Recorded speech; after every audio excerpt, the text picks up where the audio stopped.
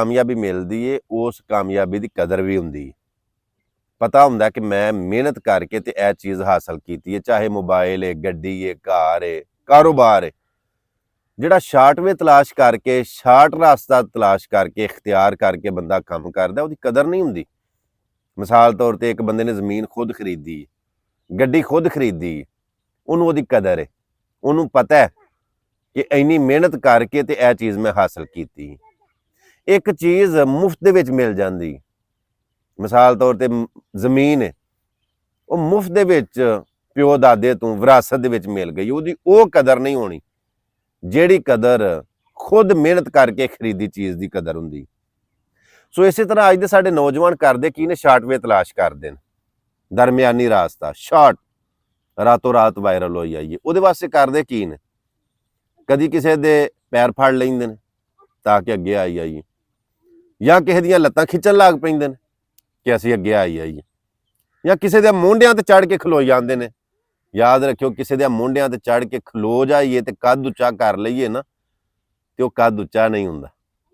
ਮਿਹਨਤ ਕਰੋ, ਮੁਸ਼ੱਕਤ ਕਰੋ, ਮੁਸ਼ਕਲ ਰਾਸਤੇ ਦਾ ਚੁਣਾਵ ਇਖਤਿਆਰ ਕਰੋ।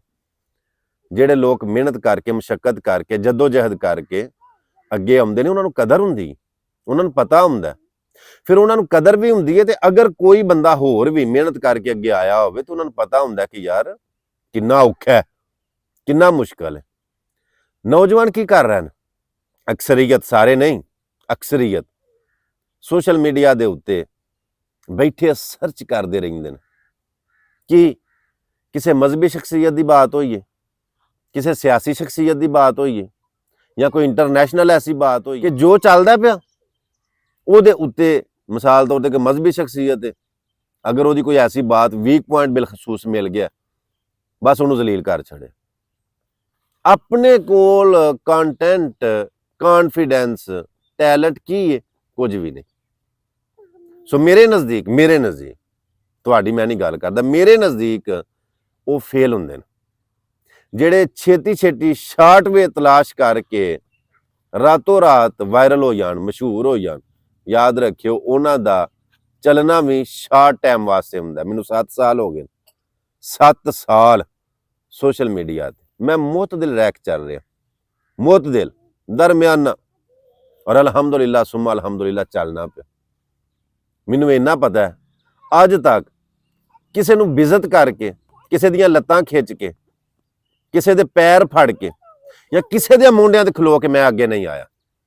ਮਿਹਨਤ ਕੀਤੀ, ਗੱਲਬਾਤ ਸੁਣਾਈ, ਗੁਫ਼ਤਗੂ ਕੀਤੀ ਹੈ। ਗੁਫ਼ਤਗੂ ਵੀ ਉਹ ਕੀਤੀ ਹੈ ਜਿਹਦੇ ਵਿੱਚ ਕਿਸੇ ਨੂੰ ਕੋਈ ਸਿੱਖਣ ਨੂੰ ਮਿਲਿਆ, ਕਿਸੇ ਦਾ ਕੋਈ ਫਾਇਦਾ ਹੀ ਹੋਇਆ।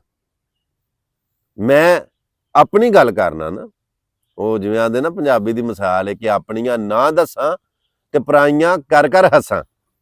ਮੈਂ ਆਪਣੀਆਂ ਦੱਸਣਾ, ਮੈਂ ਰਿਕਾਰਡ ਨਾਲੇ ਗੱਲ ਸਬੂਤ ਨਾ ਕਹਿ ਸਕਣਾ ਕਿ ਅੱਜ ਤੱਕ ਕਿਸੇ ਦੀ ਤਸਵੀਰ ਲਾ ਕੇ ਮੈਂ ਉਹਦੇ ਉੱਤੇ ਗੱਲ ਨਹੀਂ ਕੀਤੀ ਕਿ ਲਓ ਜੀ ਇਹ ਫਲਾਣਾ ਬੰਦਾ ਜੀ, ਇਹ ਫਲਾਣਾ ਬੰਦਾ, ਯਾਨੀ ਕਿਸੇ ਨੂੰ ਬਿਜ਼ਤ ਨਹੀਂ ਕੀਤਾ। ਮੇਰੇ ਕੋਲ ਆਪਣਾ ਮਵਾਦ ਹੈ, ਕਹਾਣੀਆਂ ਕਹਿ ਲਓ, ਆਂਦੇ ਨਾ ਵੈਸ ਘੁੰਮਣ ਕਹਾਣੀਆਂ ਸੁਣਾਉਂਦਾ, ਸਟੋਰੀਆਂ ਸੁਣਾਉਂਦਾ, ਲੇਕਿਨ ਸਬਕ ਆਮੋਜ਼ ਬੱਚਿਆਂ ਨੂੰ, ਜਵਾਨਾਂ ਨੂੰ, ਵਡੇਰਿਆਂ ਨੂੰ ਕੋਈ ਨਾ ਕੋਈ ਗੱਲ ਸਿੱਖਣ ਨੂੰ, ਵੇਖਣ ਨੂੰ, ਸਮਝਣ ਨੂੰ, ਸੁਣਨ ਨੂੰ ਮਿਲਦੀ। ਫੈਮਲੀਆਂ 'ਚ ਬਹਿ ਕੇ ਮੇਰੇ ਪ੍ਰੋਗਰਾਮ ਵੇਖੇ ਜਾਂਦੇ ਨੇ। ਜੇ ਅਗਰ ਮੈਂ ਵੀ ਇਸ ਤਰ੍ਹਾਂ ਦਾ ਸ਼ਾਰਟਵੇ ਤਲਾਸ਼ ਕਰਨਾ ਹੋਵੇ, ਲਓ ਜੀ ਅਸਲਾਮ ਵਾਲੇਕੁਮ, ਅੱਜ ਦੀ ਤੁਹਾਨੂੰ ਮੈਂ ਗੱਲ ਦੱਸਣਾ ਵਾ ਕਿ ਇਹ ਫਲਾਣੀ ਗੱਲ, ਕਿਸੇ ਦੀ ਸ਼ਖਸੀਅਤ ਦੀ ਗੱਲ ਹੋਵੇ, ਉਹ ਜੀ ਇਹ ਮੈਂ ਜੀ ਦੱਸਣਾ ਕਿ ਇਹ ਫਲਾਣਾ ਬੰਦਾ ਹੈ ਜੀ ਤੇ ਇਹਦੀ ਬੰਦੇ ਦੀ ਗੱਲ ਹੈ ਜੀ, ਨਹੀਂ, ਇੰਨਾ ਟਾਈਮ ਹੀ ਨਹੀਂ। ਕਹਾਣੀ ਸੁਣਾਣੀ ਹੈ, ਸਟੋਰੀ ਸੁਣਾਣੀ ਹੈ, ਹਦੀਸ ਸੁਣਾਣੀ ਹੈ, ਰਵਾਇਤ ਦੇ ਵਿੱਚੋਂ ਕੋਈ ਬਾਤ ਸੁਣਾਣੀ ਹੈ, ਜਾਂ ਪੰਜਾਬੀ ਕਲਚਰ ਦੀ ਕੋਈ ਚੀਜ਼ ਵਹਾਣੀ, ਤੇ ਮੈਂ ਜ਼ਾਤੀ ਕੰਟੈਂਟ ਦੇ ਨਾਲ ਅੱਗੇ ਆਇਆ ਵਾਂ। ਮੈਂ ਕਿਸੇ ਦੇ ਪੈਰ ਫੜ ਕੇ, ਕਿਸੇ ਦੀਆਂ ਲੱਤਾਂ ਖਿੱਚ ਕੇ, ਜਾਂ ਕਿਸੇ ਦੇ ਮੁੰਡਿਆਂ ਤੇ ਖਲੋ ਕੇ, ਜਾਂ ਸ਼ਾਰਟਵੇ ਤਲਾਸ਼ ਕਰਕੇ ਮੈਂ ਅੱਗੇ ਨਹੀਂ ਆਇਆ। ਤੇ ਅੱਲਾਹ ਪਾਕ ਦੀ ਜ਼ਾਤ ਤੁਹਾਨੂੰ ਸਾਰਿਆਂ ਨੂੰ ਸਲਾਮਤ ਰੱਖੇ। ਵੇਖਣ ਵਾਲਿਆਂ ਨੂੰ ਮੇਰਾ ਅੱਜ ਦਾ ਲੈਸਨ, ਸਬਕ, ਮਸ਼ਵਰਾ ਇਹੋ ਹੀ ਕਿ ਮੁਸ਼ਕਲ ਰਾਸਤੇ ਦਾ ਚੁਣਾਵ ਕਰੋ। ਮੁਸ਼ਕਲ ਰਾਸਤੇ ਦਾ ਚੁਣਾਵ ਕਰੋਗੇ, ਤੁਹਾਨੂੰ ਕਦਰ ਹੋਏਗੀ, ਮਿਹਨਤ ਹੋਏਗੀ, ਪਤਾ ਹੋਏਗਾ, ਅਹਿਸਾਸ ਹੋਏਗਾ ਕਿ ਯਾਰ ਕਿੱਡਾ ਮੁਸ਼ਕਲ ਹੈ। ਸ਼ਾਰਟਵੇ ਤਲਾਸ਼ ਕਰਨਾ ਛੱਡ ਛੱਡੋ। ਸ਼ਾਰਟ ਤੁਸੀਂ ਚੱਲੋਗੇ ਤੇ ਫਿਰ ਸ਼ਾਰਟ ਹੀ ਰਹਿ ਜਾਓਗੇ। ਲੌਂਗ ਟਾਈਮ ਚੱਲਣਾ ਤੇ ਉਹਦੇ ਵਾਸਤੇ ਜ਼ਰੂਰੀ ਹੈ ਕਿ ਤੁਹਾਡੇ ਆਪਣੇ ਕੋਲ ਕੋਈ ਐਸੀ ਬਾਤ ਹੋਣੀ ਚਾਹੀਦੀ ਕਿ ਜਿਹੜੀ ਤੁਹਾਨੂੰ ਦੇਰ ਤੱਕ ਚਲਾਏ। ਦੁਆਵਾਂ 'ਚ ਯਾਦ ਰੱਖਿਓ, ਜੇ ਗੱਲ ਚੰਗੀ ਲੱਗੀ ਹੋਵੇ ਕਮੈਂਟ ਦੇ ਵਿੱਚ ਆਪਣੀ ਰਾਏ ਦਾ ਇਜ਼ਹਾਰ ਜ਼ਰੂਰ ਕਰਿਓ।